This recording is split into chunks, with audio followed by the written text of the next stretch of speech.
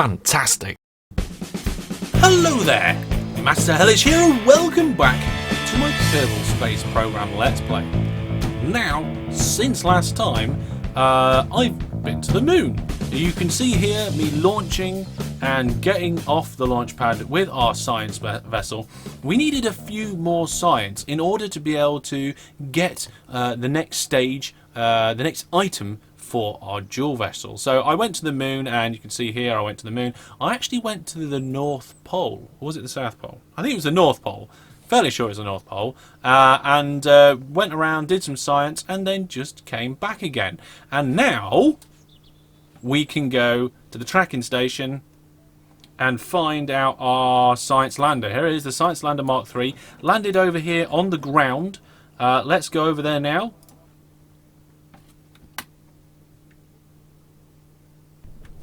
Here we go, and you can see Bob has safely landed back in our Science Explorer capsule. I got there with plenty of fuel to get back. I didn't need to do any aerobraking back to Kerbal.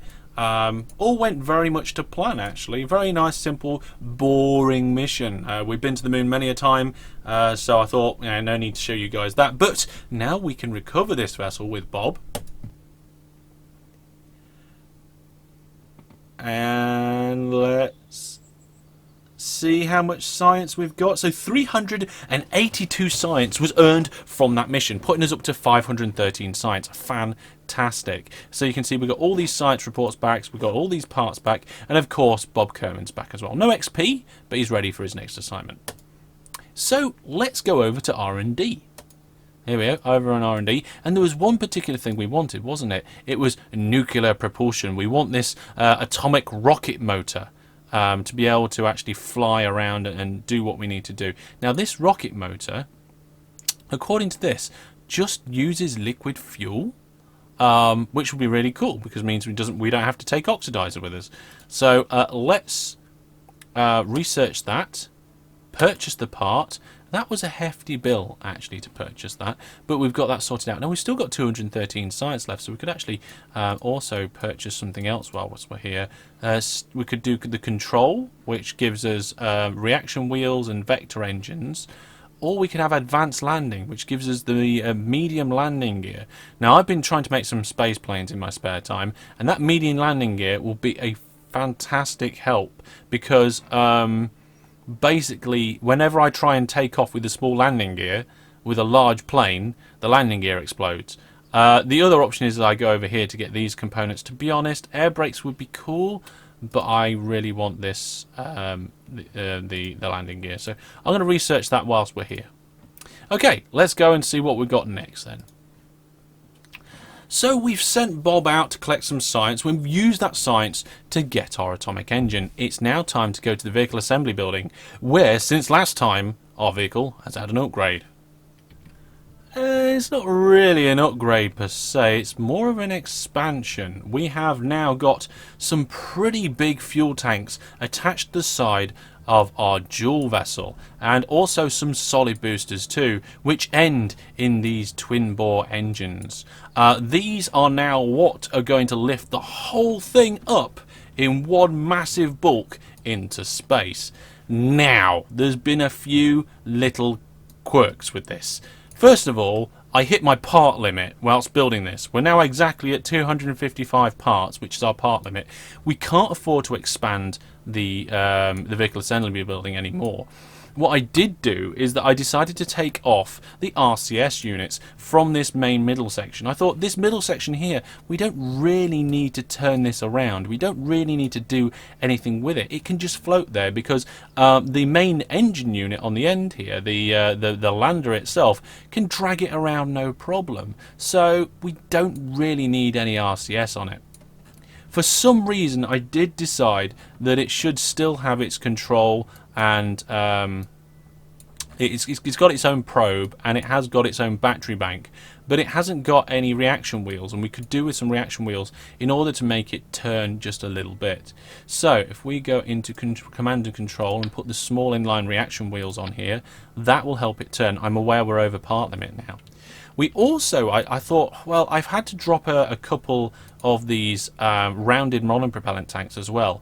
But since I've taken monopropellant off here entirely, we don't need these, so we can remove them. Okay, so that is actually going to free up our parts. Now, before we start adding things back on again, let's go and put our main engine on here. Here we are, the first time I've ever used one, the atomic rocket motor. Look at that beauty. Fantastic. Right on the bottom of our dual vessel there. Another change I've made is that I incorrectly used radial attachment points. In my head, I thought they were docking ports. They were radial attachment points. They don't actually connect to each other at all. They're just there, which meant that the whole thing just really just fell apart as soon as I took it to the launch pad to look at it. I think one of these sides started to drop off, or at least looked like it was about to drop off, and I was like, no, quick, let's go back inside. So we now have proper docking ports there. That was just an oversight. So we are under part limit at the minute. We've got rid of all the monopropellant in this middle stage. I'm thinking maybe another couple of battery banks though, because if we're going to be using a lot of power, let's see, battery. I can't find battery. Batteries, there we are. Let's put another battery bank on there and put that reaction wheel back. Fantastic. So we've got plenty of solar panels, we've got plenty of batteries and a reaction wheel, so we can actually control this vessel separately, the lower section separately, if we really need to, just in case. We can actually get a Kerbal out there to do it, and I believe the probe can do it by itself too, so that's not a problem. The lander's on the top, it's got its monopropellant, that's all well and good. We do want lights, okay? That is something that we do need on this to help with docking and to help with unloading, because we've got, in here, we've got our cargo bays, haven't we? And we want to be able to unload. Now, the lights I'm going to put on the end of the lander, so we can see whatever the lander is pointing at. So, now the only problem with this is I think you can't actually put lights on the grabber. You can't. So what we're going to have to do is we're going to have to put them on the bottom here. We're going to get four. There we go. Put them on the bottom of the spacecraft here and just move them up. That's as high as I can move them, but it should be out the way of that door. We'll test that in a minute to make sure the Kerbal can still get out. So that, even though aerodynamically it's not going to be great for going up, it's going to be a lot better for when we're in space trying to see what we're doing. I just realised this lander hasn't got any solar panels on it. It has no way of generating its own electricity supply when it's separated from this body. That's terrible. That's really, really bad. Okay, so we need some solar panels, and we're going to need the ones that can retract again for when we're going to be landing in atmospheres and stuff possibly. I'd love to be able to put them on the top here, but I can't. So I think what we'll do is we'll put them on the... Oh, hang on. Did we put any on? I'm not seeing any. Fairly sure we didn't. Right, okay. We're going to put 2 on. What should we put 4 on? We'll put 2. 2 should do it. There we are. 1, 2. Brilliant. So just to have a look at what they're like, let's extend that. Boing. There we go. And we can also retract those ones. Ooh, perfect. So now we can see what we're doing. We've got panels. I'm just thinking though, when this is reversing to redock onto here, we won't have the lights. The lights are for the grabber. And this is the grabber up here, remember? There we are. So we're going to be pulling out the space probes out of the main core with that, and then deploying them where we want to. So let's put some lights down here so we can see what we're doing when we're docking. Or should we put them on the bottom of the lander so we can see behind ourselves? I tell you what, let's put them on the inside of here. Now, if I put the symmetry mode to radial and flip those round, wrong way, there we go, we should be able to just pop them right on the end there, and that should give us a nice view of what's going on there. Right, now we are over parts again. Putting all those lights on, putting the solar panels on, has put us over parts. But I'm now thinking that we don't need all of these solar panels. And don't remember, we've got these 3 here, but also we've got the ones on the other side. I think that might be too many. So what we're going to do is we're going to get rid of a set. We're going to get rid of those ones, and those ones. That brings us 4 parts down, and I'm just going to readjust these slightly. We're going to put them so they're kind of either side of the docking port top. So let's just line that up there, line that up there, and we'll do the same on this side. Is that right? More or less. Cool. Brilliant. So we're actually 1 part under limit now, which is good, because this thing... yeah, I'm really not sure about whether this is going to get into orbit or not, but we can try. We can definitely try. Originally, I was planning on taking this up in stages. Maybe we should do that. Maybe we should put this up in stages. Maybe we should take this lander and take it up separately. What do you guys think? I think we should do that. I think we should take the take this bottom section up, and then take the lander separately. So the problem is that I can't remove the lander. Yeah, I can't remove the lander and make it its own separate one. Okay, well, let's save this as dual lander. Let's save that there. Okay, so that's saved. If we try and take the top bit off, or the bottom away from the top bit, it doesn't work. So what if... No, it's because this top unit here, this command pod, is the whole thing controlling it. And we don't want that. We want that probe to be controlling it. So what's this? Reroute. Can we reroute to this probe?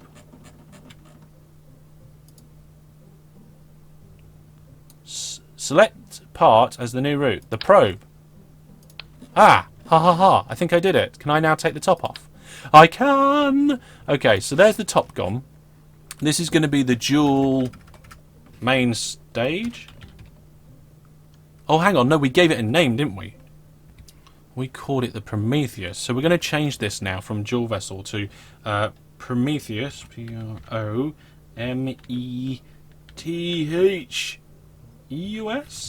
Yeah, that looks right. Prometheus. And then we're just going to put a dash and we're going to call it main stage. There we are. So let's save that as the Prometheus main stage. Saved. Now let's open up the dual lander, the main actual old dual lander, I think. Was that it? Yes, there we go. So we're going to get rid of that dual lander now and take the bottom section away and rebuild a ship to take it up. So we're going to put a docking port on there. I think we'll just do a big fat can on the bottom. We'll do that as an upper stage. The upper stage is going to be driven by this engine. It's going to have a structural disconnect with a big ring. There we go. That is going to go to a lower stage which has that on it. And I think if we put some side jobbies on, let's put side jobby. Oh, no, 2 side jobbies. That's 1. 2 side jobbies.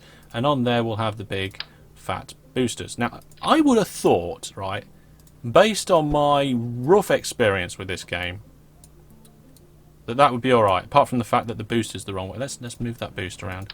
There we go. I'd have thought that would do it. The only problem with this is that this lower stage section has no control. It's going to be relying on the lander. I don't really want to use too much fuel in the lander, but we should be alright to use the reaction wheels and control the top level from there, so that's okay. Yeah, we're alright. I'm just going to add some tail fins on this to help it keep straight as it goes up through the atmosphere. And I've just realised, actually, by splitting these 2 vessels off like this, I've actually made the whole thing a lot easier for me, because I can actually spend more parts now on both stages if I really want to. So this one I don't want to change at all.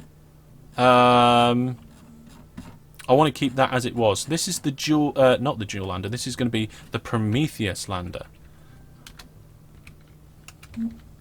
Let's see, doing it again. Trying prom. It's the Prometheus. Is it OUS? EUS. Prometheus lander. Brilliant. Okay, so we are actually going to do it in 2 stages. We're going to do the first stage this episode, and then we'll do the second stage in docking next episode, ready to go to Jool. So there's the lander. I'm fairly confident that's enough to get into orbit.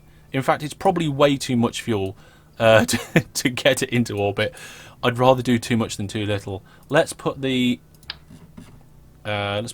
jobbies on the bottom here. Just a 2. Yeah, 2 will be enough to hold that. Right, save the lander and go back to the Prometheus. Where's it gone? Prometheus there, main stage. Now, because I've taken the actual lander off the top, this section here has got a lot more parts available to me now. So we can go to town. And what I'm going to do is I'm going to put back some of the things I took off. And I also might change this top end a little bit. So let me do that now. Okay, so some adjustments. We have now cross beams between the main engines. They will help us move up. We have more solar panels added back again because our part limit lets us. And as we go up, we find that we also have passenger storage in here. We're going to have as many Kerbals as possible going on this mission. And then at the very top, some more cross beams and some nose cones. I am very happy with this vessel now. This is pretty much what I wanted to make in the first place, but I ran out of parts to do it. Now we should have enough parts. So let's save this. And we're going to take this and put it into orbit, and then once it's in orbit, we'll get the lander on the end of it next episode and go to Jool. So, Prometheus main stage, let's get it on the launch pad and see how it reacts. Let's see how it holds together. Okay, for the most part, it looks pretty stable. If we put the SAS on and give it a little rock here, see this middle section's got a bit of a wobble in it, only very slight. Barely see it. These cross struts and these side pieces holding things together quite nicely.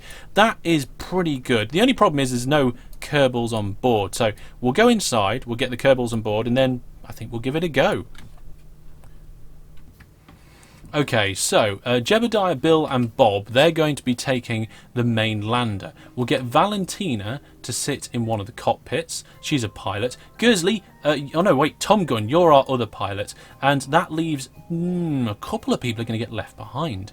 So we have 3 pilots at the minute, and that's all. So 2 engineers, and we've got an engineer. So we'll take both of our engineers here. There we go. And have we got any... Oh, we haven't got any more scientists. Bob's our only scientist. Well, that's disappointing, isn't it? Shall we see if we can go get another one? Right, okay, let's have a look here. So at the minute we've got 12 and... No, wait. At the minute we've got 10. 2 are assigned. What are you... Oh, hang on a minute. Oh, our scientist is on the moon still. At the moon base. Oh, Nina, I forgot about you. Sorry. Oh, we'll have to... I'll have to go and fetch her after the end of the series. Oh, so we are actually at our maxed at Kerbals. Oh, never mind then. So in that case, I'm going to put 2 of our pilots in there. Our good ones. There we are. Which means just Dan. Dan's the only person not coming to Jool. And maybe we'll send Dan to the moon to go join the other 2 on their expedition. Right. I have no idea if this is enough for us to get this into orbit. I've got a feeling it should be. Yeah, there's a lot of fuel there, and it's not that heavy. It's quite complex in parts, but it's not that heavy. Oh, also something that I put on is 2 extra fuel tanks when I put on the passenger sections. Okay, let's do this. Save and launch. Now, I didn't check the staging, so I'm just going to have a quick look at that now. All the engines firing and the clamps, that's good. Then we've got the release of the side boosters, that's good, and then the release of the main stages themselves. And then what's this? This bit at the top here, this is all for the satellites. So that's all fine and dandy. Right, Tom Gunn, Gursley, Georgie, who else have we got? MacLeod, Scott, Valentina. Are you all ready? I tell you what we ought to do. We ought to have a look inside. Hello? Look, there they are. In the top. And we should be able to just see Kerbals inside there. Yep, they're all facing the right way round. That's a bonus. Okay, here we go. Launching in... now! Okay, a little bit of a wobbly launch. I haven't got any supports on these side boosters. Our speed is increasing quite rapidly, but I'm quite happy for that just to go and go and go. Right, let's see this when it's a bit higher up. Okay, so now we're trying to burn sidewards to get into an orbit, and it's going okay so far. In fact, it's going a little bit too okay. We're getting too much height on this, so I'm going to just pause that and push ourselves along a little bit along that vector. There we go. Just adjusting the nav ball ever so slightly. Let's have a look. So we are in space now, so the only thing that's turning this now is the reaction wheels in those cockpits, and it's doing quite a good job, to be honest. Let's keep burning. That was a big jolt there. I probably should have ramped that up slowly. I think we're going to have enough fuel to get this into orbit, so let's push ourselves around to this. In fact, let's use the prograde vector on that there and ramp up our engines again. We are very low on fuel, but we're nearly in an orbit, so it is almost perfect. Not many units left, and that's an orbit. 119 and 137. It's not a great orbit, but it will do. It's the least manoeuvrable part. And you know what? I think we have like 25 units of fuel left. That is next to nothing. Okay, so let's get this vessel rolling now. So the next stage is to blow these side pieces. Let's do that. They're gone. And now I want to ignite the atomic engine, which I've never done before. So let's see if this works. Yep, that works. I'm just going to give us a little push. There we go. There's the little push. And the Prometheus is coming into orbit. Now I just have to extend all of these panels. It's going to take me a little bit to do that. Extend panel. Now these panels are going to be really easy to break off with the lander when I'm doing my manoeuvring, but never mind. That's why there's so many of them, just in case I crash into them. Can't see very well on this side. There we are. Extend panel. Extend panel. Extend panel. Should be just 3 more down here. Brilliant. Looking good, and we're just going to rotate the whole... Whoa, it moves well. We can put the lights on as well. And there we have it. Our Prometheus vessel is in orbit around Kerbin, ready for our lander. I am quite happy with this. This is probably the biggest thing I've ever put into orbit, and it's going to get bigger yet by the addition of the lander. So, thank you very much for watching. Any thoughts, ideas and questions down in the comments below, and I will see you soon as we, as we bring up the lander and then hopefully head to duel with pretty much everybody on board. Why not? We'll see you sometime soon, folks. Ta-ra.